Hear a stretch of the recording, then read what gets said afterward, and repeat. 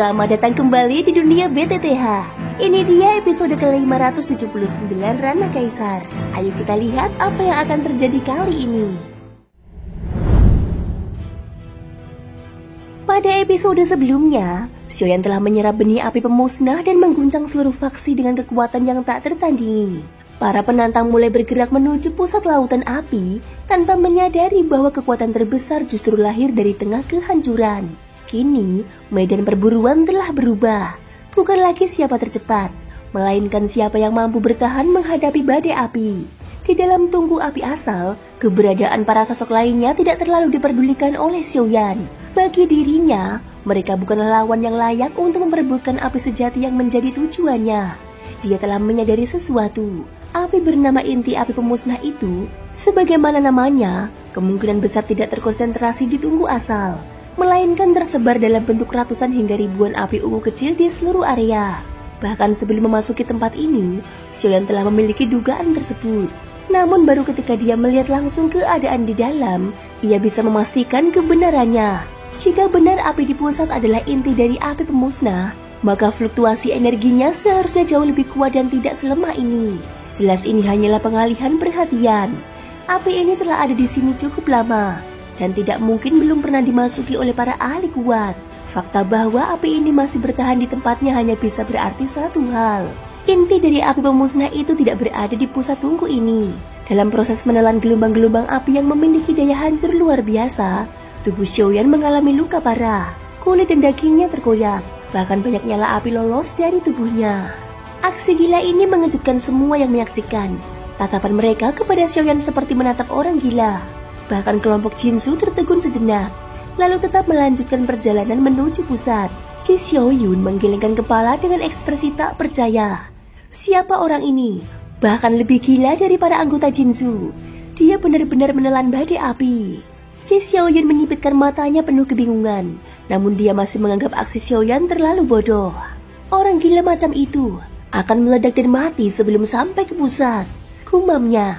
Ia kemudian kembali melangkah menuju ke pusat tungku. Namun berbeda dengan yang lain, King Teng dan rekan-rekannya menunjukkan ekspresi terkejut yang lebih dalam. Mereka telah menyaksikan bagaimana Xiaoyan menelan lautan api penyucian, dan kini menyaksikannya menelan langsung badai api di sini. Semua ini benar-benar di luar akal sehat. King Wuya berbisik, masih tak percaya dengan apa yang mereka lihat.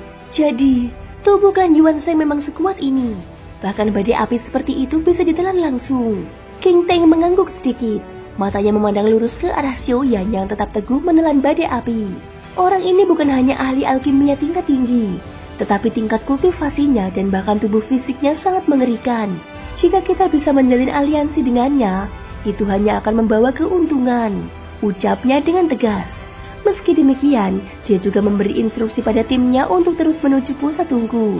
Karena jarak mereka dan Xiaoyan cukup jauh, dan Xiaoyan tidak menunjukkan niat untuk mengganggu siapapun. Sementara itu, Xiaoyan merenung dalam hati.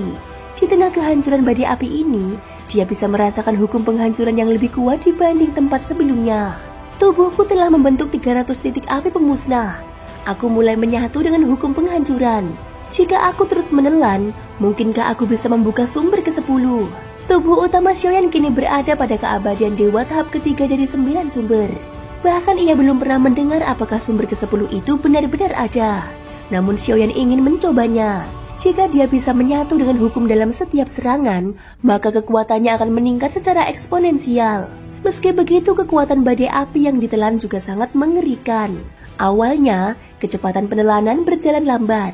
Tubuhnya terus terkoyak, dan regenerasi mulai tak mampu menyaingi kerusakan. Namun pada saat inilah, matanya menyala dan kekuatan simbiosis muncul dalam pupilnya. Dengan satu teriakan ringan, energi kehidupan mulai mengalir deras ke tubuhnya. Tak hanya dari sekeliling, melainkan dari setiap sosok yang ada di tempat ini pun tanpa terkecuali. Kekuatan itu terhisap masuk ke dalam tubuh Xiaoyan. Ji Xiaoyun yang berada dekat dengannya segera merasakan perubahan tersebut. Ia tiba-tiba berteriak marah. Brengsek! Dia menyedot vitalitas kita. Namun belum sempat bertindak, Xiaoyan menanggapi dengan dingin. Berisik. Begitu suara itu terdengar, api abadi dalam tubuhnya meledak menjadi lautan api, menyebar melalui badai api dan menyentuh setiap orang yang ada di sana. Dalam sekejap, kekuatan hidup mereka mengalir lebih deras ke tubuh Xiaoyan.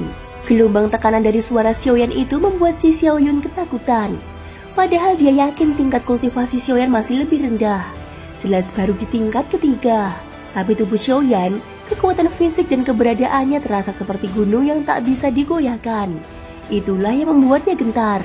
Si Xiaoyun menggertakkan giginya. Jika saja bukan karena tekanan tempat ini, aku akan membunuhnya sekarang juga. Namun karena tidak ada satupun dari mereka bisa bergerak bebas, tak ada yang bisa dilakukan selain terus maju ke pusat. King Teng dan timnya pun merasakan kekuatan hidup mereka tersedot perlahan. King Wuya tampak sedikit panik. King Teng, kita harus bertindak. Kalau ini terus berlanjut, maka... Tapi King Teng tetap tenang dan menatap ke depan. Jangan membuat masalah dengan dia. Kekuatan hidup yang tersedot tidak terlalu banyak. Selama tak berlangsung lama, tidak berbahaya. Sementara itu tubuh Xiaoyan semakin kuat. Kekuatan kehidupan yang dia serap bukan hanya dari para peserta, tapi dari semua makhluk yang tersembunyi di dalam tempat ini. Semuanya ditarik oleh kekuatan simbiosisnya. Jumlah orang yang banyak justru membuat beban pada tiap individu jadi lebih ringan. Hanya saja, ini hanya akan berlaku sementara. Namun karena Xiaoyan ingin menelan seluruh badai api, dia harus terus menyerap kekuatan ini tanpa henti untuk menjaga tubuhnya tetap bertahan. Jumlah api pemusnah dalam tubuhnya pun bertambah dengan kecepatan yang menakutkan. Setelah sekitar setengah batang dupa, tubuh Xiaoyan telah membentuk 400 titik api pemusnah. Badai api sedikit melemah, tapi tekanan di tempat ini masih mengerikan. Xiaoyan tidak peduli. Dia tetap membuka mulut dan menelan lebih banyak lagi. Masih terlalu lambat, harus lebih cepat lagi. Tiba-tiba, tanda di antara alisnya bersinar. Klon Jinjan miliknya, yaitu klon dengan kekuatan penyerapan tertinggi, menyatu kembali ke dalam tubuhnya. Dalam sekejap, seluruh badai api berputar dan terkumpul langsung ke tubuh Xiaoyan, menjadikannya pusat badai.